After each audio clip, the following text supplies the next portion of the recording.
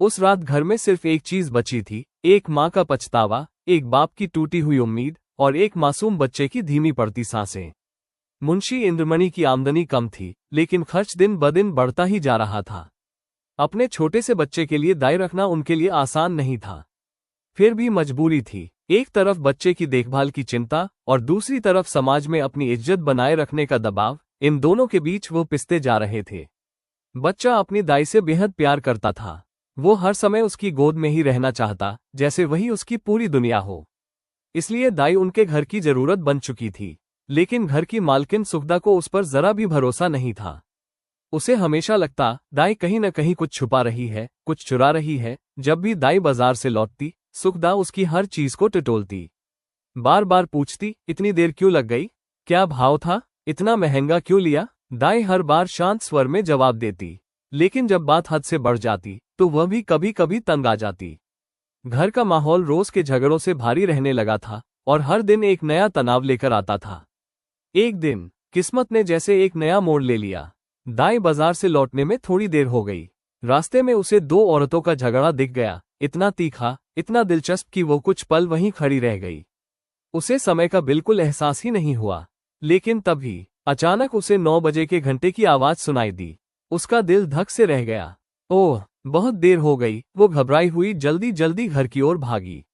घर पहुंचते ही सुखदा पहले से ही गुस्से में बैठी थी। जैसे ही दाई अंदर आए, सुखदा की आंखों में आग भर गई। कहाँ रह गई थी? बाजार में खो गई थी क्या?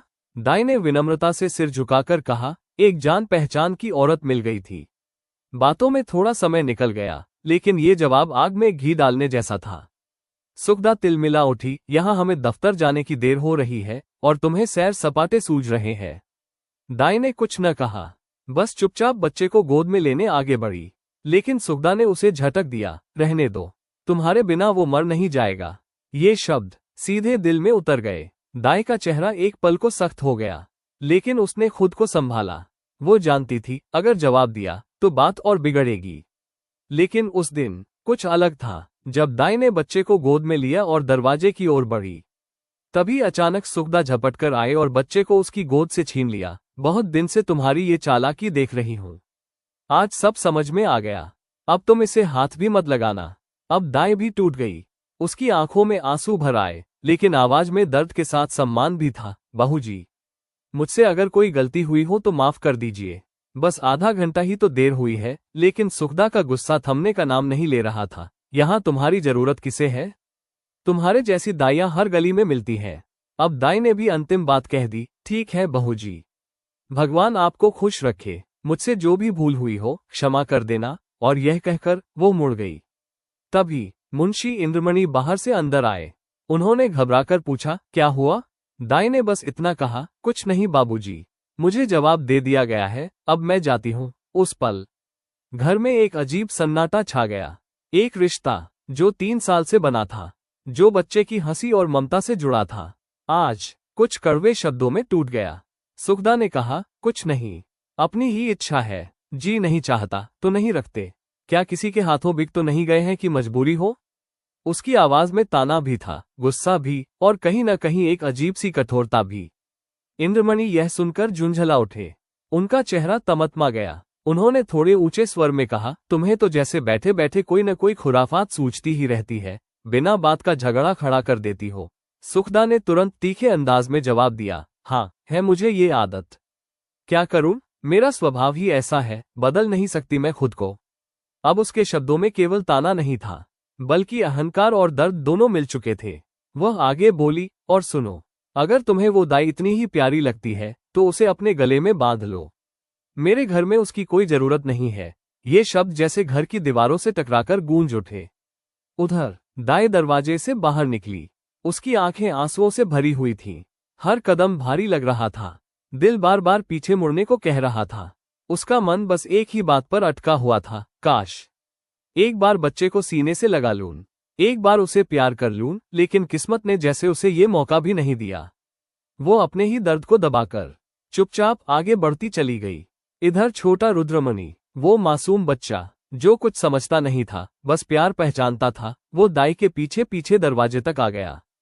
उसकी छोटी सी आंखों में मासूम उम्मीद थी, अन्ना अभी मुड़ेगी, मुझे गोद में उठा लेगी। लेकिन जैसे ही दाई ने दरवाजा बाहर से बंद किया, उस उम्मीद का दरवाजा भी बंद हो गया। अगले ही पल वो जमीन पर गिर पड़ा और जोर जोर से रोने लगा। अन्ना, अन्ना। उसकी आवाज में ऐसा दर्द था जो सीधे दिल को चीर दे। सुखदा ने उसे चुप कराने की कोशिश की, पहले प्यार से समझाया, फिर गोद में लेने की कोशिश की, फिर मिठाई का लालच दिया, फिर मेले का वादा किया। लेकिन उस छोटे से दिल को सिर्फ एक ही चीज चाहिए थी, अन्ना।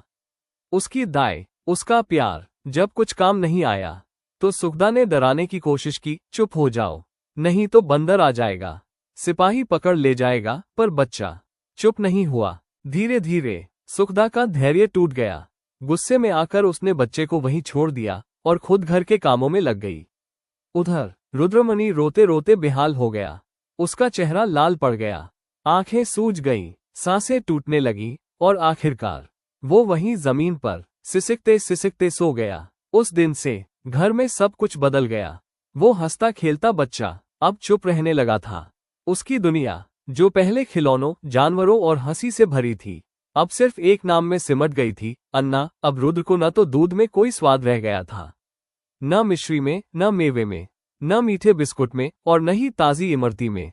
वो हर चीज जो पहले उसे खुशी देती थी, अब उसके लिए बिल्कुल बेकार हो चुकी थी, क्योंकि उसकी खुशी का असली स्वाद तो सिर्फ एक ही चीज में था, अन्ना के हाथों में। जब अन्ना अपने हाथों से उसे खिलाती थी तो जैसे हर निवाले में प्यार घुल जाता था। लेकिन अब वो प्यार छिन चुका था। 2 साल का वो हंसता खेलता खिलखिलाता हुआ बालक, जो हर समय मुस्कुराता रहता था, अब धीरे धीरे मुरझाने लगा था, जैसे कोई हरा भरा पौधा अचानक धूप और पानी से वंचित हो जाए। वैसे ही रुद्र अंदर ही अंदर सूखता जा रहा था। पहले जब कोई उसे गोद में उठाता तो वो हंस पड़ता था, खिलखिला उठता था। लेकिन अब उसे गोद में लेने पर भी उसके चेहरे पर कोई चमक नहीं आती थी। वो चुपचाप, बिना किसी भाव के, बस एक सूखे हुए पत्ते की तरह पड़ा रहता था। सुखदा ये सब देख रही थी। उसका दिल अंदर ही अंदर घुट रहा था। हर पल उसे अपनी गलती का एहसास हो रहा था। वो सोचती, मैंने क्या कर दिया? लेकिन अब वक्त उसके हाथ से निकल चुका था। इधर इंद्रमणि, जो हमेशा शांत रहने वाले इंसान थे, अब अपने बच्चे को इस हालत में देखकर अंदर से टूटने लगे थे। वो अब रुद्र को अपने से दूर नहीं होने देते थे। हर समय उसे गोद में लिए रहते, हर दिन उसके लिए नए नए खिलौने लाते, नई चीजें लाते। लेकिन कोई भी चीज उस खालीपन को नहीं भर पा रही थी जो अन्ना के जाने से बना था। क्योंकि रुद्र के लिए अन्ना सिर्फ एक दाई नहीं थी, वो उसकी दुनिया थी, उसकी धूप थी, उसकी गर्माहट थी। अब रुद्र की असली दुनिया सिर्फ उसकी कल्पना में रह गई थी। वो अकेले बैठकर खुद ही अन्ना से बातें करता, कभी कहता, अन्ना देखो मैं आया, कभी हंसता, कभी रो पड़ता। सुबह होते ही वो अपने छोटे छोटे हाथों से एक लोटा उठाता और धीरे धीरे अन्ना की खाली कोठरी की तरफ जाता। वहां जाकर कहता, अन्ना पानी रख दिया। फिर एक गिलास में दूध रखकर कहता, अन्ना दूध पी लो। वो अपनी छोटी सी चारपाई पर तकिया ठीक करता, चादर फैलाता और जैसे सच में अन्ना वहां हो वैसे ही उसे सुलाने की कोशिश करता। लेकिन वो सब सिर्फ उसकी मासूम कल्पना थी। हकीकत में वो कमरा खाली था, सुनसान था और बेहद उदास था। धीरे धीरे उसका भरा हुआ शरीर सूखने लगा। उसका गुलाब जैसा चेहरा मुरझा गया। उसकी हंसी, जो कभी घर में गूंजती थी, अब कहीं खो गई थी। माँ बाप उसकी एक मुस्कान के लिए तरस जाते थे। अगर कभी बहुत मनाने पर वो हल्का सा मुस्कुरा भी देता तो साफ पता चलता वो हंसी दिल से नहीं थी, बस किसी का दिल रखने के लिए थी। दिन बीतते गए और फिर मौसम बदल गया।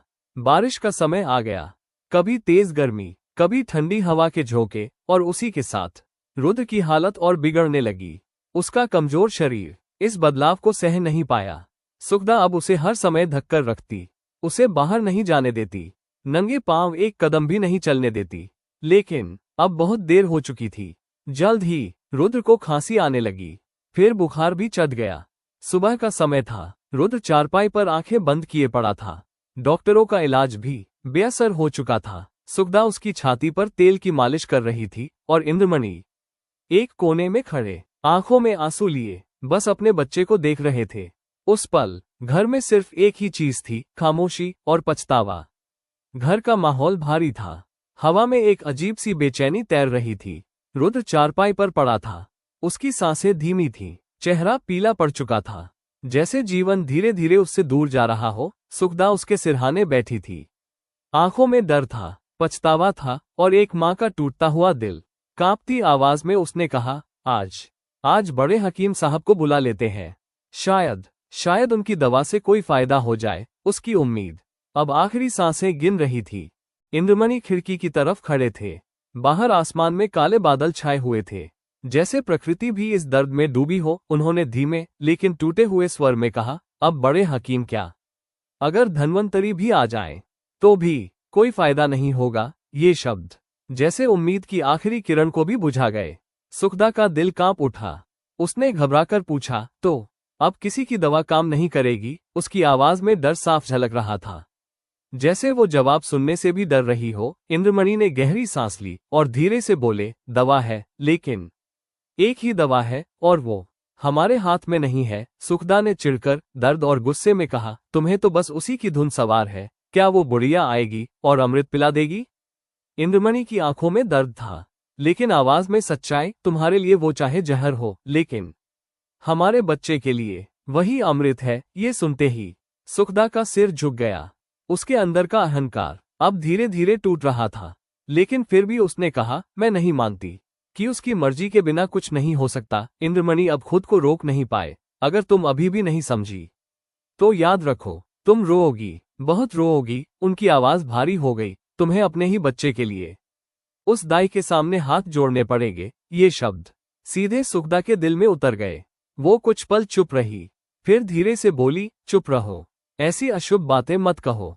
अगर यही कहना है तो यहां से चले जाओ। इंद्रमणि ने कड़वी सच्चाई कह दी, ठीक है, मैं चला जाता हूं, लेकिन याद रखना, अगर इस बच्चे को कुछ हो गया तो ये बोझ तुम्हारी जिंदगी भर तुम्हारे साथ रहेगा। अब सुखदा टूट चुकी थी। उसकी आंखों से आंसू बहने लगे। अब उसमें कोई गुस्सा नहीं था, बस एक माँ का दर्द था। इंद्रमणि ने धीरे से पूछा, क्या चाहती हो, मैं जाऊं और उसे बुला लाऊं? सुखदा ने सिर उठाया। आंखों में आंसू थे, लेकिन आवाज में अब अहंकार नहीं, सिर्फ विनम्रता थी। नहीं, तुम क्यों जाओगे? मैं खुद जाऊंगी। उसके शब्द कांप रहे थे। शायद वो तुम पर विश्वास न करे, लेकिन मैं उसके पैरों में गिर जाऊंगी। अब वो खुद को रोक नहीं पाए। उसने रोते हुए कहा, मुझे अब अपने बच्चे के सिवा कुछ नहीं दिखता। मैं उससे माफी मांगूंगी, उसके सामने सिर झुका दूंगी। अगर वो कहेगी तो मैं उसके पैरों को आंसुओं से भिगो दूंगी। ये कहते कहते उसकी आवाज टूट गई। आंसू रुकने का नाम नहीं ले रहे थे। इंद्रमणि ने अपनी पत्नी की ओर देखा। पहली बार उन्हें उसमें एक माँ दिखी, जो अपने बच्चे के लिए अपना अहंकार छोड़ चुकी थी। उन्होंने धीरे से कहा, नहीं, तुम्हारा जाना ठीक नहीं है, मैं ही जाऊंगा। उस पल घर में एक अजीब सी खामोशी छा गई, लेकिन इस बार उस खामोशी में उम्मीद थी। सुखदा का हृदय अब पूरी तरह भय और पश्चाताप से भर चुका था। उसके सामने अपने बच्चे की वो हालत बार बार घूम रही थी, जिसमें उसका नन्हा सा शरीर दिन ब दिन कमजोर होता जा रहा था। आंखों की चमक बुझ चुकी थी और चेहरा पीला पड़ गया था। वो कांपती हुई आवाज में बोली कि आज बड़े हकीम साहब को बुला लेना चाहिए, शायद उनकी दवा से कोई लाभ हो जाए। उसकी इस बात में एक माँ की आखिरी उम्मीद छिपी थी। लेकिन इंद्रमणि खिड़की के पास खड़े बाहर छाए काले बादलों को देखते हुए भारी मन से बोले कि अब बड़े हकीम ही नहीं, यदि धन्वंतरी भी आ जाए तो भी कोई फायदा न होगा।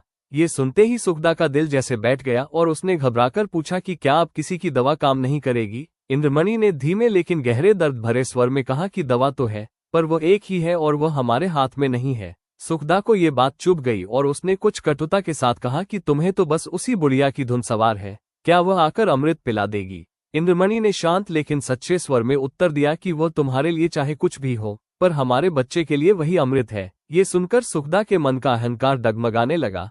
फिर भी उसने अपने मन को समझाते हुए कहा कि वह नहीं मानती कि सब कुछ उसी के अधीन है। इंद्रमणि अब अपने को रोक न सके और बोले कि यदि अब भी तुम नहीं समझोगी तो पछताओगी और तुम्हें अपने ही बच्चे के लिए उस दाई के सामने हाथ जोड़ने पड़ेंगे। ये शब्द सुनते ही सुखदा के भीतर जैसे कोई टूट गया। वो कुछ क्षण चुप रही और फिर बोली कि ऐसी अशुभ बातें मत कहो, यदि यही कहना है तो यहाँ से चले जाओ। इंद्रमणि ने दृढ़ स्वर में कहा कि वो चला जाएगा, पर याद रखो, यदि बच्चे को कुछ हो गया तो इसका बोझ तुम्हें जीवन भर उठाना पड़ेगा। अब सुखदा का सारा गुस्सा और अभिमान आंसुओं में बह गया। उसकी आंखों से आंसू झरने लगे और उसने धीरे से पूछा कि क्या तुम उसे बुला लाओगे? फिर स्वयं ही बोली कि नहीं, तुम क्यों जाओगे? मैं खुद जाऊंगी। उसके शब्दों में अब केवल विनम्रता और दर्द था। उसने स्वीकार किया कि शायद वह मुझसे नाराज हो, मुझ पर विश्वास न करे, लेकिन मैं उसके सामने सिर झुका दूंगी, उसके पैरों में गिर जाऊंगी, अपने बच्चे के लिए उससे क्षमा मांगूंगी। मेरे लिए अब कुछ भी अधिक नहीं है। ये कहते कहते उसकी आवाज भर्रा गई और आंसू रुकने का नाम नहीं ले रहे थे। वह अपने बच्चे को बचाने के लिए हर अपमान सहने को तैयार थी। इंद्रमणि ने उसकी ओर देखा और पहली बार उसके भीतर के उस टूटे हुए माँ के दिल को महसूस किया। उनका कठोर मन भी पिघल गया और उन्होंने धीरे से कहा कि नहीं, तुम्हारा जाना उचित नहीं है, मैं स्वयं ही जाता हूँ। ये सुनकर घर में एक गहरी खामोशी छा गई, लेकिन उस खामोशी में इस बार निराशा नहीं बल्कि एक हल्की सी उम्मीद थी, जैसे अंधेरे में कहीं दूर एक दीपक टिमटिमा रहा हो। परंतु धीरे धीरे उसकी सब पत्तियां गिर गई। अब उसकी सब हरियाली नष्ट भ्रष्ट हो गई और अब वही एक सूखी हुई टहनी उस हरे भरे पेड़ की चिन्ह रह गई थी। परंतु रुद्र को पाकर इस सूखी हुई टहनी में जान पड़ गई थी। इसमें हरी भरी पत्तियां निकल आई थीं। वो जीवन जो अब तक नीरस और शुष्क था, अब सरस और सजीव हो गया था। अंधेरे जंगल में भटके हुए पथिक को प्रकाश की झलक आने लगी। अब उसका जीवन निरर्थक नहीं बल्कि सार्थक हो गया था।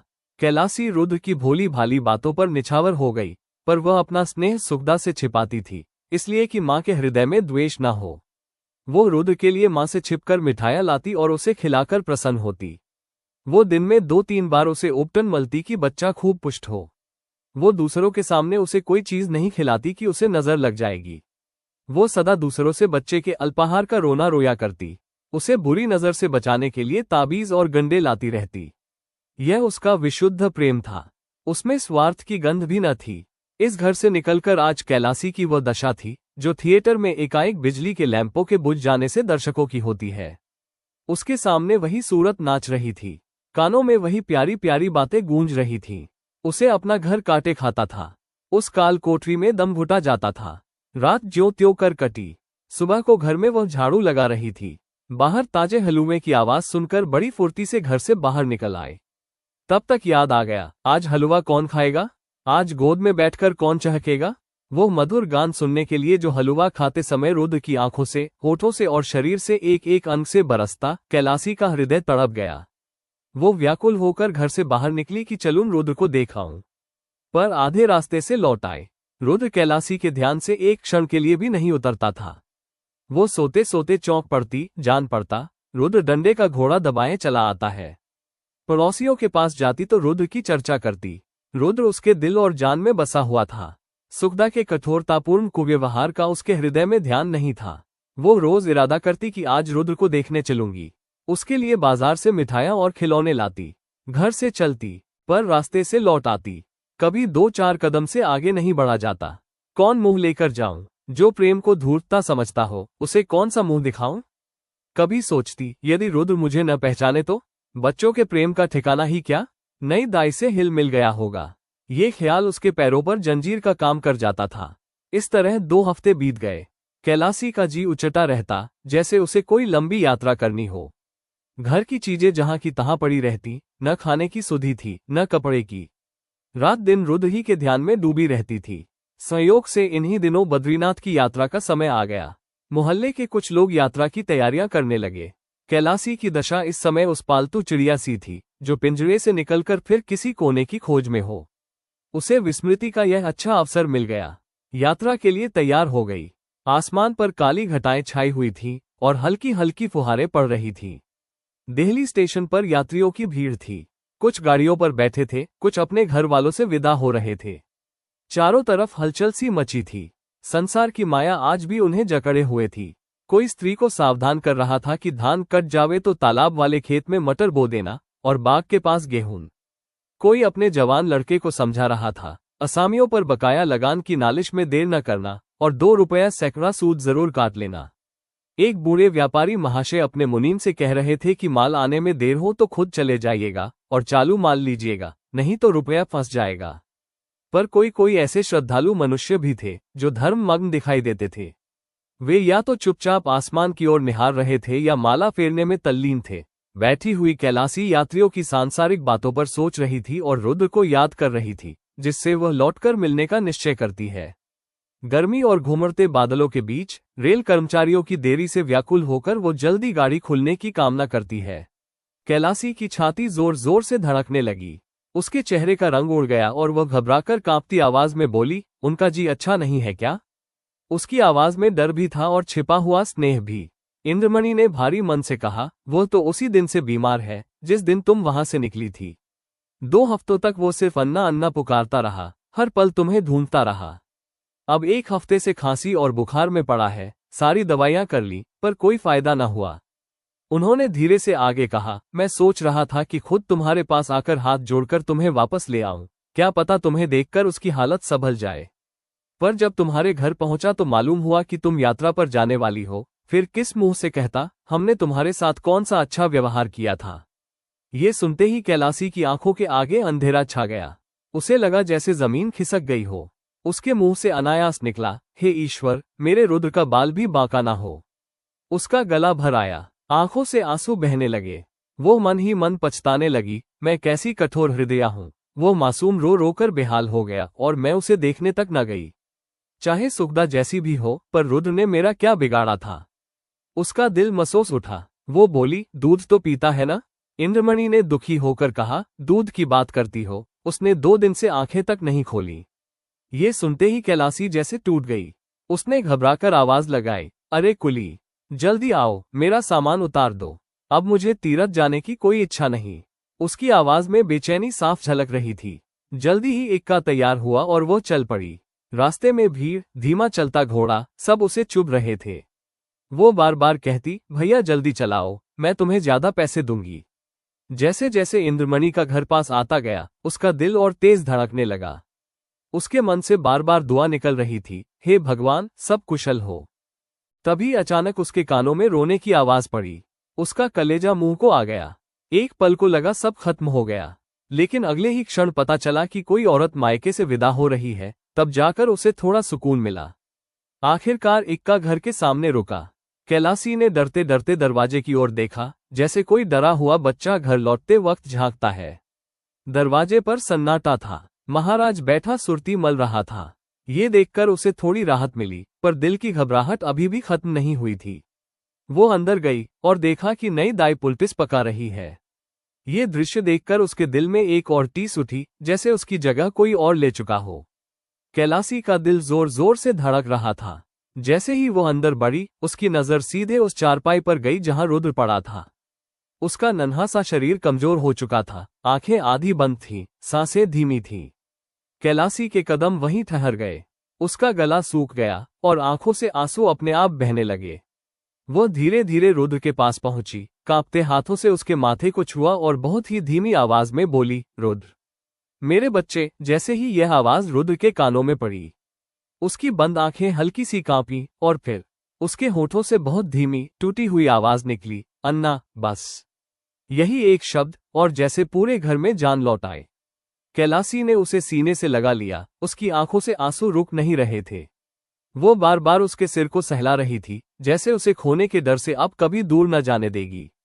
अगले ही दिन से रुद्र की हालत में धीरे धीरे सुधार आने लगा। वो जो कई दिनों से आंखें नहीं खोल रहा था, अब अन्ना को देखकर मुस्कुराने लगा। जो कुछ खाता नहीं था, अब उसी के हाथों से सब कुछ खाने लगा। घर में फिर से वही हंसी लौटने लगी, वही खुशियां, वही रौनक। सुखदा, जो अब तक अपने अहंकार में अंधी हो गई थी, अब चुपचाप सब देख रही थी। उसका दिल हर पल उसे कचोट रहा था। एक दिन वो धीरे से कैलासी के पास आए।